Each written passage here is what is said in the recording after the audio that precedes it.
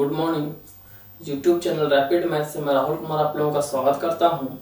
आज हम लोग क्लास 9 के सेकंड चैप्टर पॉलिनोमियल से रिलेटेड कुछ इंपॉर्टेंट पॉइंट को डिस्कस करेंगे। इसमें सबसे पहले हम लोग कांस्टेंट को देखते हैं। कांस्टेंट क्या होता है? तो वैसे मैथमेटिकल सिंबल जिनका वैल्यू हमेशा फिक्स्ड होता है उसे हम लोग कांस्टेंट कहते हैं, जैसे कि 5, -5, 9, पाई, ये सारे वैल्यू जो है हमारे कांस्टेंट होते हैं। सेकेंड टर्म हम देखते हैं वेरिएबल। वेरिएबल वैसे टर्म को बोलते हैं जिनका वैल्यू जो होता है हमारा हमेशा फिक्स्ड नहीं होता है, जैसे कि 5x -5x² या तो फिर 9y या फिर क्या है पाई से हम बनाते हैं 2πr। इन सब टर्म में अगर हम बात करें तो कहीं ना कहीं एक वेरिएबल टर्म आ रहा है और टोटल टर्म का वैल्यू उसी वेरिएबल टर्म पे डिपेंड कर रहा है। जैसे कि अगर हम इस टर्म की बात करते हैं तो इसमें 2π तो हमारा कांस्टेंट है, लेकिन ये r जो है हमारा वो वेरिएबल है और इस टोटल टर्म का वैल्यू इस r पे ही डिपेंड कर रहा है। तो इस तरह से टोटल टर्म जो हमारा हुआ वो वेरिएबल हो गया। अब हम थर्ड टर्म में बात करते हैं अलजेब्रिक एक्सप्रेशन।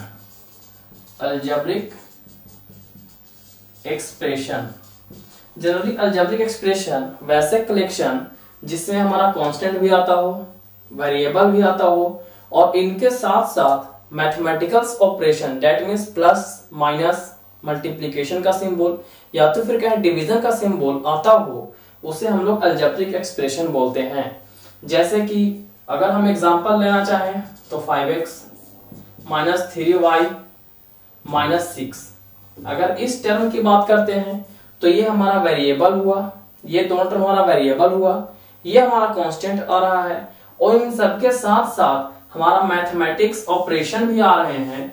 तो इस तरह से हम कह सकते हैं कि हमारा ये जो टोटल टर्म हुआ ये हमारा एक अलजेब्रिक एक्सप्रेशन है।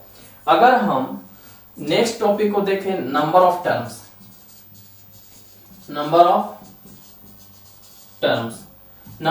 क्या होता है? तो किसी भी अलजेब्रिक एक्सप्रेशन में जितने बार प्लस या माइनस का सिंबल आता है हम कह सकते हैं उस अलजेब्रिक एक्सप्रेशन में उतने ही टर्म्स होते हैं। दैट मींस अगर इस अलजेब्रिक एक्सप्रेशन को अगर हम एग्जांपल के तौर पर लेते हैं तो हम देख पाते हैं कि हमारा प्लस या माइनस का साइन 3 बार आया है, तो हम कह सकते हैं कि इस अलजेब्रिक एक्सप्रेशन में हमारे 3 टर्म रहे होंगे। 3 टर्म्स इस अलजेब्रिक एक्सप्रेशन में रहे होंगे। इसी तरह से और भी अगर क्वेश्चन देता है तो उसमें प्लस या माइनस के सिंबल को काउंट करके हम आसानी से नंबर ऑफ टर्म्स को काउंट कर सकते हैं। अब हम देखते हैं कोफिशिएंट टर्म को।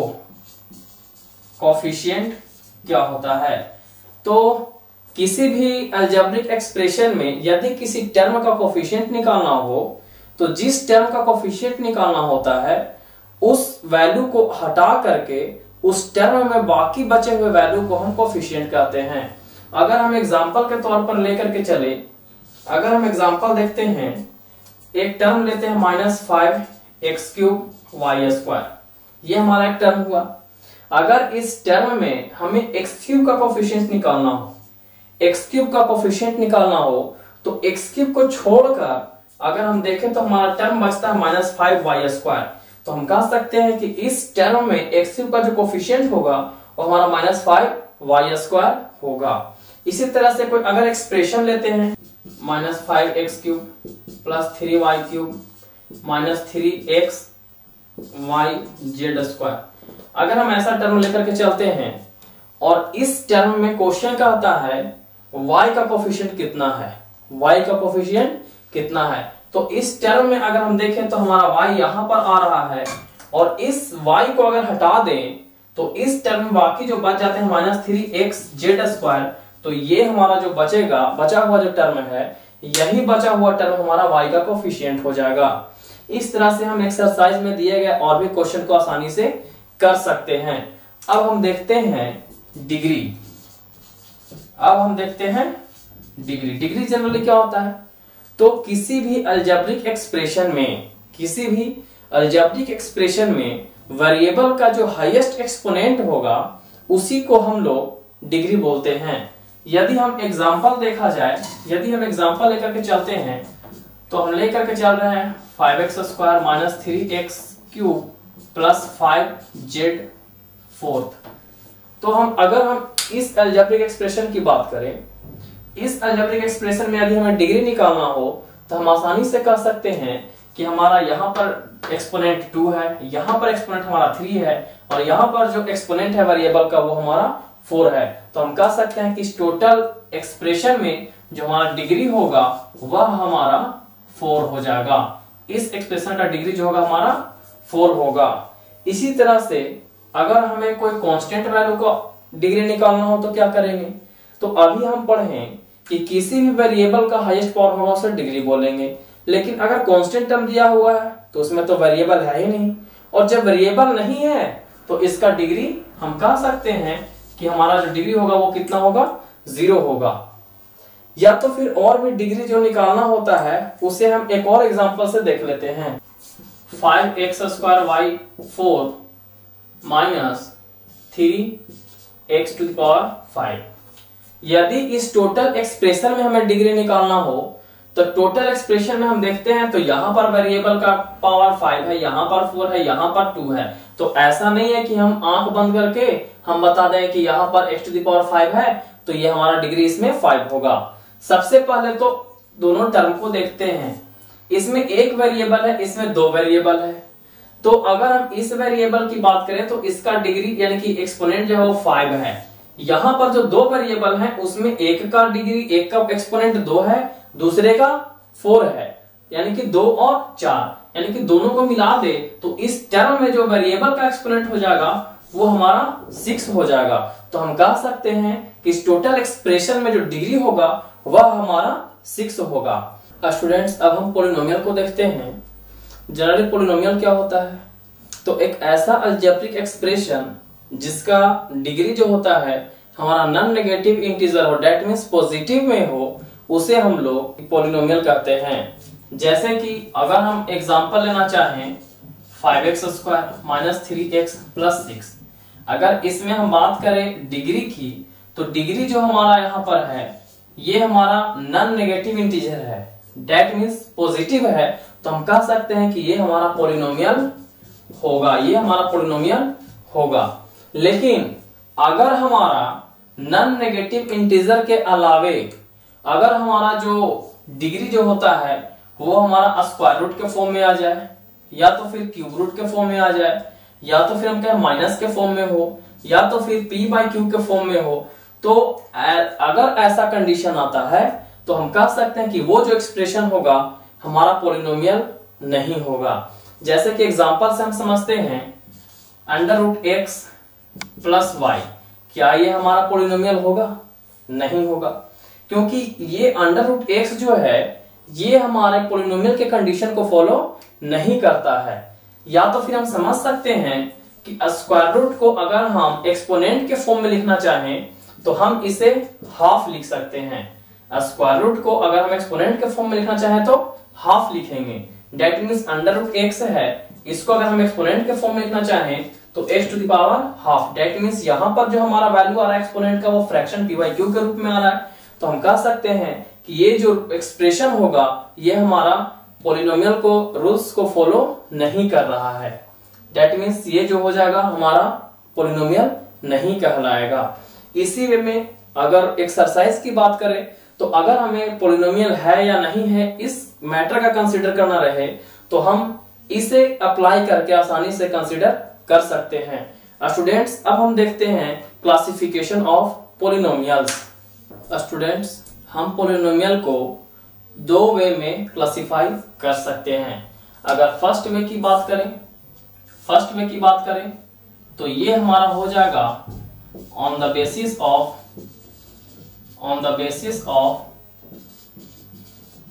Number of terms. अगर सेकंड वे की बात करें तो ये हमारा होगा on the basis of degree, इसमें सबसे पहले on the basis of number of terms की बात करते हैं। तो इसमें हमारा फर्स्ट आता है एक टर्म। एक ऐसा पॉलिनोमियल जो एक टर्म का होगा उसे हम क्या बोलेंगे? तो एक टर्म के पॉलिनोमियल को हम लोग मोनोमियल बोलते हैं। सेकंड की बात करें तो वैसा पॉलिनोमियल जिसमें दो टर्म्स रहे होंगे उसे क्या बोलेंगे? तो इसे हम लोग बाइनोमियल बोलते हैं। अगर सी में देखें 3 टर्म्स वाले को क्या बोलेंगे? तो 3 टर्म वाले पॉलिनोमियल को हम लोग जनरली ट्रिनोमियल। अगर हमें 4 टर्म्स का कोई पॉलिनोमियल दिया हुआ हो तो उसे हम लोग क्या बोलते हैं? तो इसे बोलेंगे पॉलिनोमियल ऑफ 4 टर्म्स। इसी वे में अगर 5 टर्म्स का रहेगा तो पॉलिनोमियल ऑफ 5 टर्म्स, ऐसे करके हम क्लासिफाई करते जाएंगे। अब हम देखते हैं on the basis of degree, degree के आधार पर अगर हम पॉलिनोमियल को क्लासिफाई करें तो वो कैसे कर पाएंगे, इसमें भी देखते हैं। तो सबसे पहले अगर 1 डिग्री को देखें, 1 डिग्री का जो पॉलिनोमियल होगा उसे हम क्या बोलेंगे? तो 1 डिग्री के पॉलिनोमियल को जनरली हम लोग लीनियर बोलते हैं। 1 डिग्री के पॉलिनोमियल को जनरली हम लोग लीनियर बोलेंगे। अगर हम देखें 2 डिग्री पॉलिनोमियल, 2 डिग्री वाले पॉलिनोमियल को हम लोग बोलते हैं क्वाड्रेटिक। अगर हम देखें 3 डिग्री वाले पॉलिनोमियल को क्या बोलेंगे? तो इसे जनरली हम लोग क्यूबिक बोलते हैं। अगर 4 डिग्री वाले पॉलिनोमियल की बात करें तो इसे हम लोग बाई क्वाड्रेटिक, 4 डिग्री वाले पॉलिनोमियल को लोग बाई क्वाड्रेटिक बोलते हैं। तो इस वे में हम डिग्री के अनुसार पॉलिनोमियल को क्लासिफाई कर सकते हैं। अब इनका अगर हम स्टैंडर्ड फॉर्म देखें, अगर हम 1 डिग्री वाले लीनियर पॉलिनोमियल का स्टैंडर्ड फॉर्म देखें तो इसका हमारा स्टैंडर्ड फॉर्म हो जाता है ax प्लस b। अगर यहां पर देखें तो डिग्री हमारा 1 है। अगर हम क्वाड्रेटिक, दैट मींस डिग्री 2 वाले का अगर हम स्टैंडर्ड फॉर्म देखें तो हमारा होता है ax square plus bx plus c। Cubic की बात करें तो हमारा स्टैंडर्ड फॉर्म होता है x cube plus bx plus bx square plus cx plus d। अगर हम बाई क्वाड्रेटिक की बात करें तो ax to the power 4 plus bx cube plus cx square plus dx plus d। ये हमारा पॉलिनोमियल्स का इस फॉर्म में स्टैंडर्ड फॉर्म होगा। अगर हम इसमें भी एक सिचुएशन है मेरे स्टूडेंट्स, सबसे मेनली ये सिचुएशन ये है कि कभी भी हमारा a का जो वैल्यू होगा वो 0 के बराबर नहीं होगा। क्यों नहीं होगा? क्योंकि हम आसानी से समझ सकते हैं कि 4 डिग्री वाले को हम लोग बाई क्वाड्रेटिक बोलेंगे। और अगर इस टर्म में a का वैल्यू 0 हो जाए, अगर इस टर्म में a का वैल्यू 0 हो जाए तो दैट मींस डिग्री 4 वाला जो हमारा टर्म होगा वो 0 हो जाएगा। और जब डिग्री 4 वाला ही टर्म 0 हो जाएगा, डिग्री 4 खत्म हो जाएगा, तो हम इसे बाई क्वाड्रेटिक कैसे कर पाएंगे? लेकिन अगर हमारा ये सारा टर्म भी 0 हो जाए तो हमारा उससे फर्क नहीं पड़ता। अगर ये टर्म हमारा यहां से यहां खत्म हो जाता है, बिल्कुल 0 हो जाता है, सिर्फ ये टर्म बचा हुआ रहता है, तो इस टर्म की बात करते हैं, इस टर्म की डिग्री की बात करते हैं तो डिग्री हमारा 4 रहेगा। और जब डिग्री 4 रहेगा तो हम कह सकते हैं कि ये जो होगा हमारा बाई क्वाड्रेटिक होगा। दैट मींस हम कह सकते हैं कि इसमें कभी भी कहीं भी a का वैल्यू 0 नहीं होगा। बाकी b, c, d, e ये सब वैल्यू अगर 0 होता है तो हमें कोई फर्क नहीं पड़ेगा। इसमें एक और इंपॉर्टेंट पॉइंट अगर हम देखें तो 1 डिग्री वाले में स्टैंडर्ड फॉर्म की बात करें तो इसमें 2 टर्म आता है। 2 डिग्री वाले में अगर स्टैंडर्ड फॉर्म बात करें तो 3 टर्म आता है। 3 डिग्री वाले में अगर हम स्टैंडर्ड फॉर्म की बात करें तो 4 टर्म आता है। इसी तरह से हम कह सकते हैं n डिग्री वाले अगर हम कोई पॉलिनोमियल रहेगा तो उसमें हमारा n प्लस 1 टर्म आएगा। दैट मींस जितना भी डिग्री का पॉलिनोमियल होगा उससे एक टर्म हमारा ज्यादा होगा।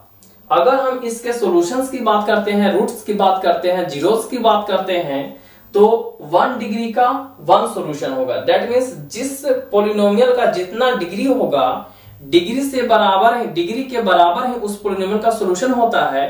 कभी भी एक पॉलिनोमियल का डिग्री से ज्यादा सॉल्यूशन नहीं होता है।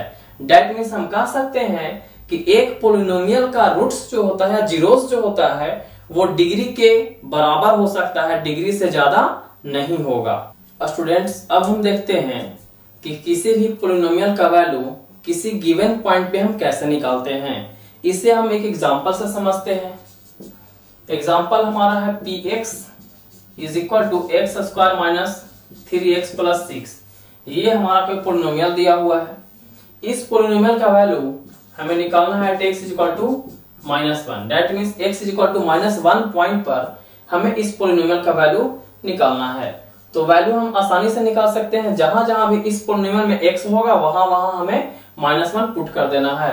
दैट मींस यहां से अगर हम p-1 का वैल्यू निकालना चाहें, x यहाँ पर -1 पुट करेंगे। यहां अगर हम x का -1 पुट करें तो -1 स्क्वायर माइनस में कितना 3 into -1 plus 6 that is equal to -1 का square 1 minus minus plus 3 plus 6 that is equal to 10। हम कह सकते हैं कि हमारा जो -1 पॉइंट पर इस पोलिनोमियल का वैल्यू आएगा वह हमारा 10 होगा। दैट मींस हम आसानी से कह सकते हैं। अब हम देखते हैं किसी भी पोलिनोमियल का हम जीरोस कैसे निकालते हैं। किसी भी पोलिनोमियल का हम जीरोस कैसे निकालते हैं। Zeros of a polynomial, zeros of a polynomial, किसी भी पोलिनोमियल का हम जीरोस कैसे निकालेंगे। तो जीरोस निकालने के लिए हम सबसे पहले उस पोलिनोमियल का, जिस पोलिनोमियल का भी हमें जीरोस निकालना होगा, उस पोलिनोमियल को हमें जीरो के बराबर पुट करना होगा।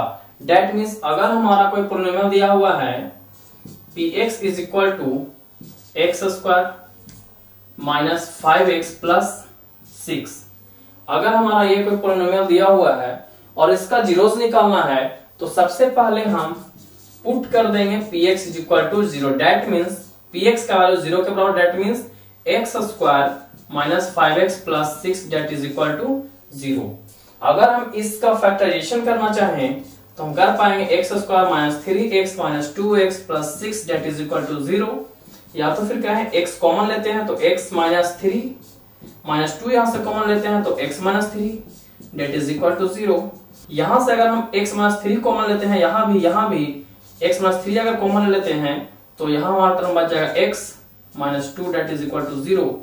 हमारा दो टर्म आ रहा है, x माइनस 3 और x माइनस 2 दोनों प्रोडक्ट के फॉर्म में है और इसका वैल्यू 0 है। तो हम आसानी से कहते हैं या तो हमारा x माइनस 3 बराबर 0 होगा या तो हमारा x माइनस 2 बराबर 0 होगा। यहां से हम x पे निकाल लेंगे तो 3 आ जाएगा और यहां से x का वैल्यू हमारा 2 आ जाएगा। इसलिए हम कह सकते हैं कि x इक्वल टू 3 और 2 जो होगा हमारा इस पोलिनोमियल का जीरोस होगा। इस पोलिनोमियल का जीरोस होगा वो 3 और 2 होगा। हम ये भी देख पा रहे हैं कि अगर इस पोलिनोमियल का डिग्री 2 था तो इसके जीरोस भी 2 आ रहे हैं। और ऑलरेडी हम इस टॉपिक को देख चुके हैं कि एक पोलिनोमियल में उसके डिग्री से ज्यादा सॉल्यूशंस उसके नहीं हो सकते हैं, लेकिन किसी भी पोलिनोमियल का मैक्सिमम सॉल्यूशन होगा वह उसके डिग्री के बराबर होगा।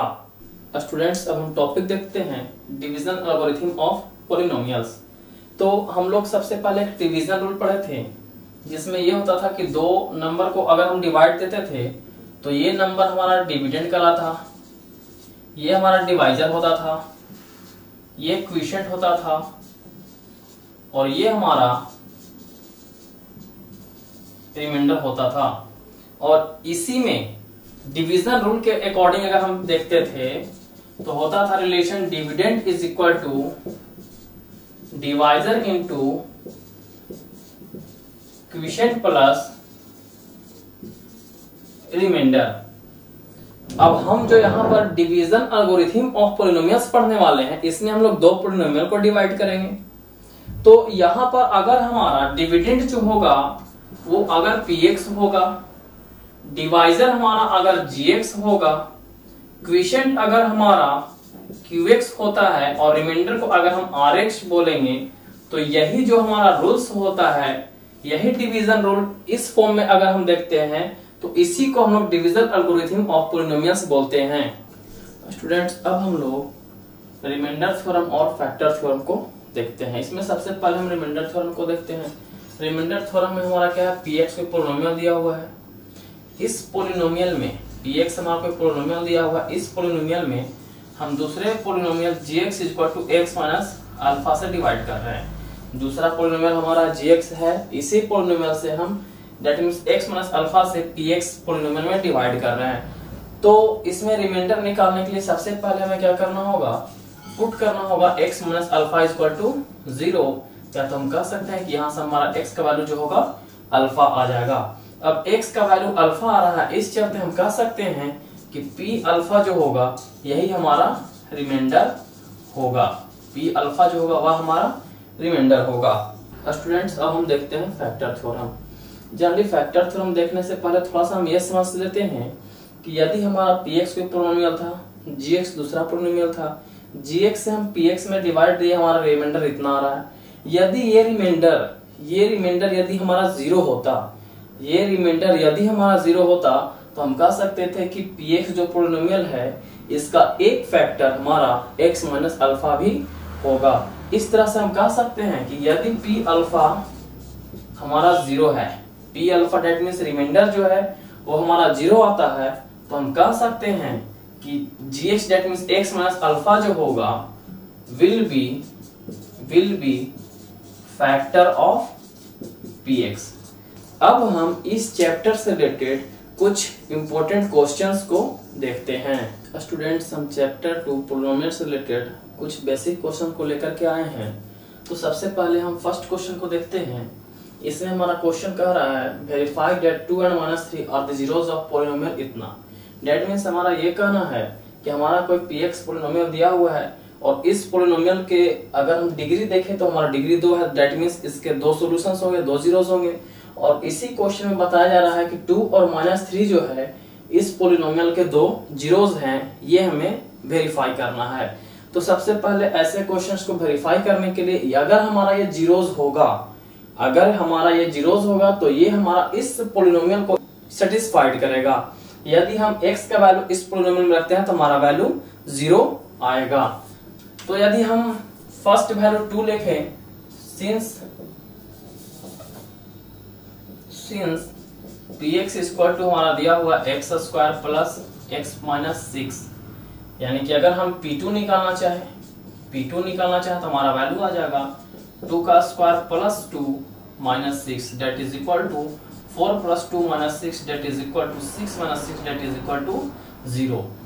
अगर हम p माइनस 3 निकालें, p माइनस 3 यदि हम निकालते हैं तो हमारा जो वैल्यू आ जाएगा -3 का होल स्क्वायर -3 माइनस में 6 दैट इज इक्वल टू, ये वैल्यू हमारा 9 हो जाएगा, -9 दैट इज इक्वल टू 0। तो सिंस हम देखते हैं कि p2 और p माइनस 3 दोनों वैल्यू जो है हमारा 0 आ रहा है, दोनों वैल्यू हमारा 0 आ रहा है। दैट मींस इस पॉलिनोमियल को हमारा 2 और -3 दोनों सेटिस्फाइड कर रहा है। तो हम कह सकते हैं कि ये दोनों जो होंगे हमारे इस पॉलिनोमियल के जीरोस होंगे। Since p2 and p minus 3 is equal to 0, hence हम कह सकते हैं कि 2 and -3 are the zeros of px। ये हमारा वेरीफाइड हो जाएगा। स्टूडेंट्स अब हम सेकंड क्वेश्चन को देखते हैं। सेकंड क्वेश्चन हमारा ये बताया जा रहा है कि 2 और 0 जो है fx पॉलिनोमियल का जीरोस दिया हुआ है, तो हमें a और b का वैल्यू निकालना है। वो कैसे निकालेंगे? तो यदि 2 इस पॉलिनोमियल का जीरोस है तो f2 इज इक्वल टू 0। अगर 0 भी इस पॉलिनोमियल का जीरोस है तो हमारा f0 इज इक्वल टू भी 0। और यहाँ दोनों को सोल्व करेंगे तो हमारा a और b में दो रिलेशन आएगा और उसी दोनों रिलेशन को अगर हम सोल्व करते हैं तो हमारा a और b आसानी से निकल जाएगा। तो सबसे पहले हम लिखते हैं since 2 and 0 are the zeros of fx, hence हम कह सकते हैं f2 is equal to 0। f2 is equal to 0 that means 2x cube यानी कि 2 इंटू 2 का क्यूब माइनस 5 इंटू 2 का square plus a into 2 plus b is equal to 0। यह हम कह सकते हैं 2 2 जा 4, 4 2 जा 8 2 जा 16 minus 20 plus 2a plus b is equal to 0।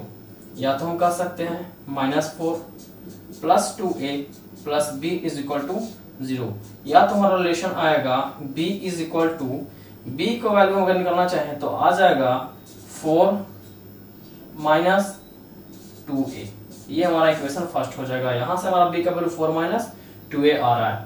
अब हमारा होगा, ये तो f2 इज इक्वल टू 0 लिए, अब हम f0 इज इक्वल टू भी 0 ले लें, f0 इज इक्वल टू 0, तो यहां से वैल्यू आएगा 2 इंटू 0 का स्क्वायर माइनस 5 इंटू 0 का स्क्वायर, ये जनरली हमारा क्यूब हो जाएगा, और होगा plus a into 0 plus b is equal to 0। अब यहां से हम देखते हैं ये तीनों टर्म हमारा 0 हो जाएगा, 0 plus b is equal to 0, या तो हम कह सकते हैं b का वैल्यू हमारा 0 आएगा, b का वैल्यू 0 आ जाएगा। अब इस b का वैल्यू 0 हम इक्वेशन फर्स्ट में रखेंगे तो हमारा a का वैल्यू भी निकल जाएगा। या तो फिर कहें फ्रॉम इक्वेशन फर्स्ट की बात करें, हमारा था b is equal to 4 minus 2a, b is equal to 4 minus 2a, या तो कह सकते हैं b का वैल्यू हम 0 पुट कर सकते हैं, 0 that is equal to 4 minus 2a, या हम कह सकते हैं कि हमारा जो वैल्यू होगा ये 4 प्लस में था, माइनस में, -4 date is equal to -2a, या तो हम कह सकते हैं a is equal to -4 upon -2 that is equal to 2। इसीलिए हमारा a का वैल्यू 2 और b का वैल्यू 0 आ जाएगा। इसी वे में हम ऐसे और भी क्वेश्चंस को आसानी से सोल्व कर सकते हैं।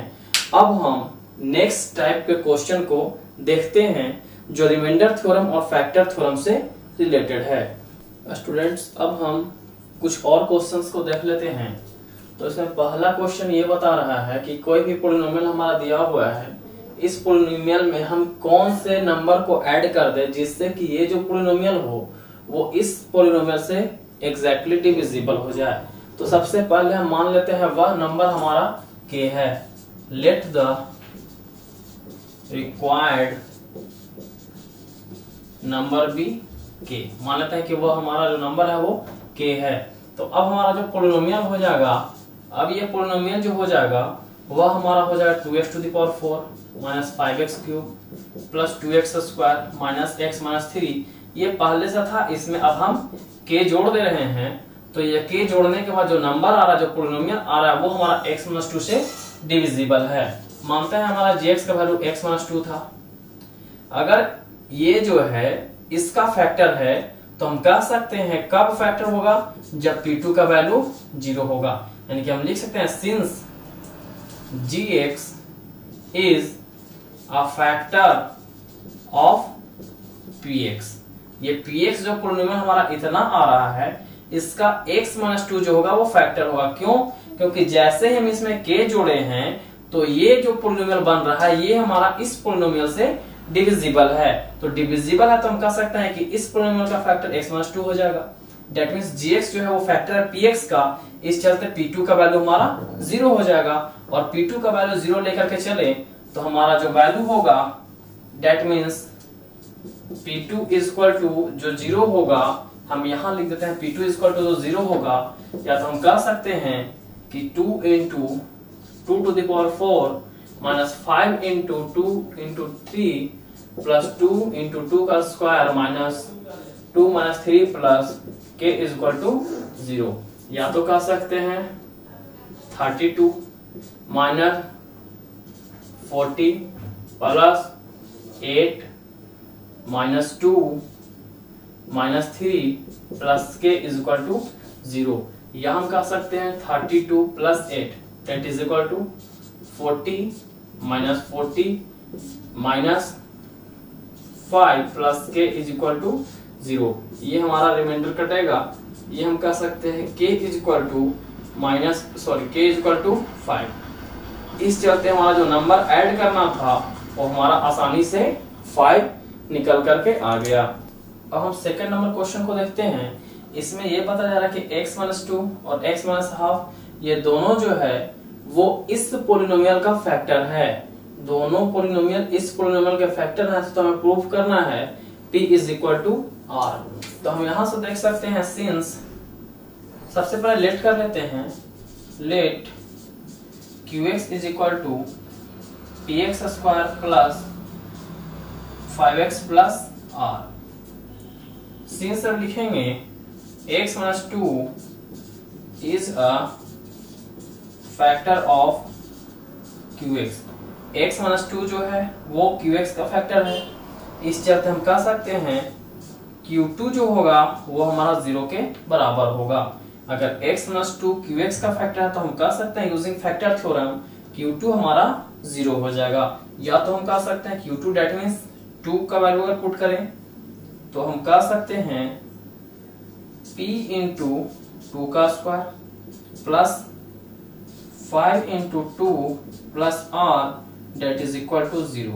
या तो फिर कहें 4p plus 10 plus r that is equal to 0। तो या फिर कहें 4p is equal to minus, या तो हम इतना ही छोड़ दें।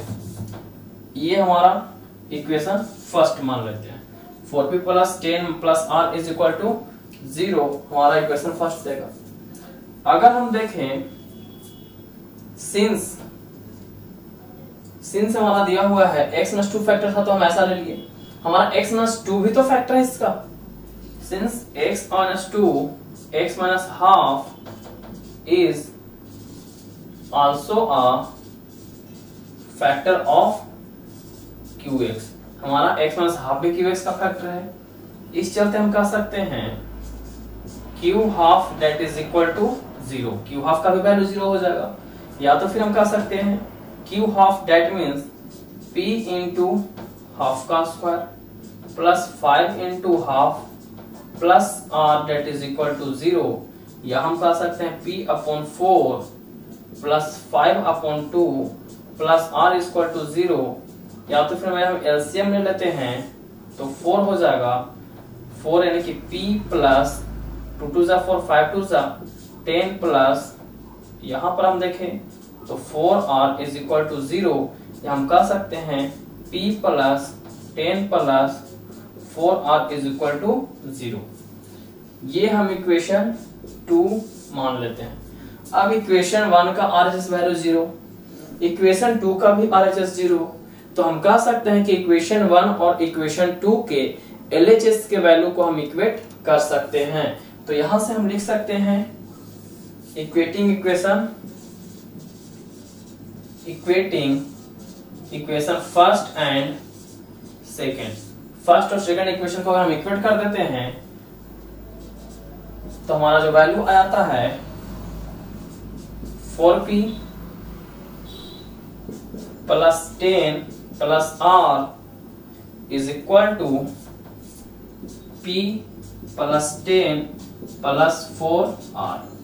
या तो फिर हम कहें 4p माइनस p, इसको उधर ले आता है, is equal to 10 plus 4r minus 10 minus r। ये टर्म हमारा कट जाता है।